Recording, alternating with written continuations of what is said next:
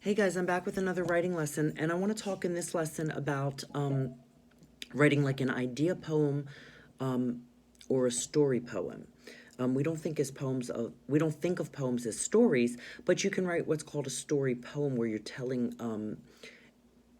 a story of what happened to you, but you're writing it like a poem.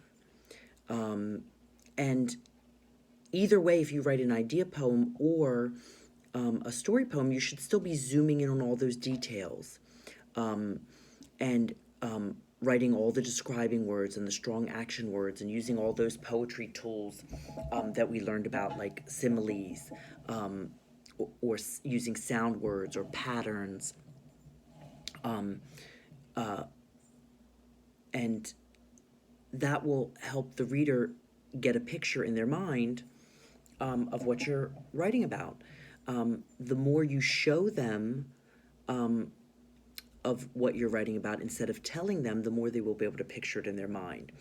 And for example, when you show a reader that you're sad, you might say, his head was hanging down, tears were running down his face, and then the reader will know that you're sad, or whoever you're talking about is sad. If you say, he heard the thunder and he hid under his blanket, well, the reader will know that you or the character was scared. You don't have to say he was scared.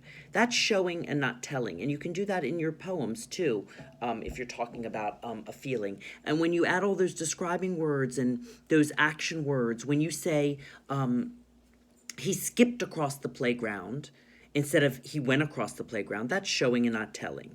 So you need to do that in your poem and zoom in on all those details, just like you're writing a small moment story when we talked about bringing the story to life. Okay? So I have two poems here that I wrote called The Beach. And this side is more like an idea poem about the beach. And this is more of a story poem. So this side says The Beach. The sound of the water, swish, swish, crash. Swish, swish, crash. The seagulls sing overhead. Scree, scree, scree. Children laughing, kites and sandcastles, picnics and shells. The warm sun wraps around me like a blanket. I love the beach. So I used a lot of things. I used sound words. I used describing words, the warm sun. I used strong action words, sing and laughing. I told you what I saw, the kites and the sandcastles. And maybe I will even go back and make this even better and add more describing words for the kites and the sandcastles and the shells. Because remember, poets write poems over and over again until they get it just right. Now, look over here at the beach. This is more of a story poem, like I'm thinking about a time I went to the beach. And sometimes that helps you add those details and zoom in when you think about a time where you went to the beach or the park, or a specific time you had with your pet. Okay? So this says, I stretched out as the sun wrapped around me like a blanket. I buried my toes in the squishy sand. I looked out at the foamy blue and white waves crashing against the shore. Swish, swish, crash. Swish, swish, crash. I leaned back and stared up at the sky. The clouds looked like cotton balls. I watched the seagulls call to their friends as they searched for fish. Scree, scree, scree. Scree, scree, scree. A little girl giggled as she splashed in the water with her daddy. A peaceful day. And I even thought, as I was putting this up here, that I might even, instead of saying a peaceful day, I might change it and say, I closed my eyes and smiled. And that almost shows that you were feeling peaceful, or you were feeling happy. I closed my eyes and smiled. I was feeling happy. I think I like that ending better. But even writing this as a story helped me add more details. I still used wrapped around me like a blanket, the simile. Said squishy sand, describing words, foamy blue and white waves. I use strong action words, crashing. I still use the sound words. I added another simile here, the clouds look like cotton balls. So actually writing it like this did help me add more details. But that doesn't mean you have to write it like a story poem.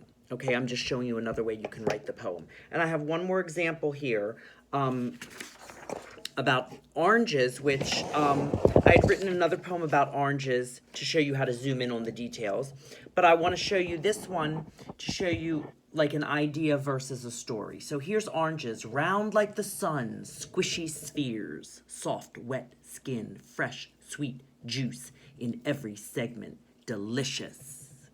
So here I still use the simile. I use describing words, squishy, soft and wet, fresh and sweet. And so I used a lot of the things that I learned about. But here is written as a story, like a time when I ate an orange. As round as the sun, I feel the squishy sphere, and the flowery smell tickles my nose. The soft skin feels wet. I take a bite, and the fresh, sweet juice squirts in my mouth and runs down my chin. Delicious. So you can see I had squishy, but I also had flowery. I had a strong action word, tickles my nose. I had soft skin and wet.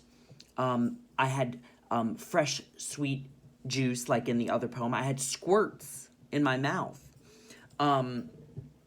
And runs down my chin. I can picture that. That's showing and not telling. Okay? So either way you write it, you can use all of those poetry tools, and you can use the describing words and the strong action words.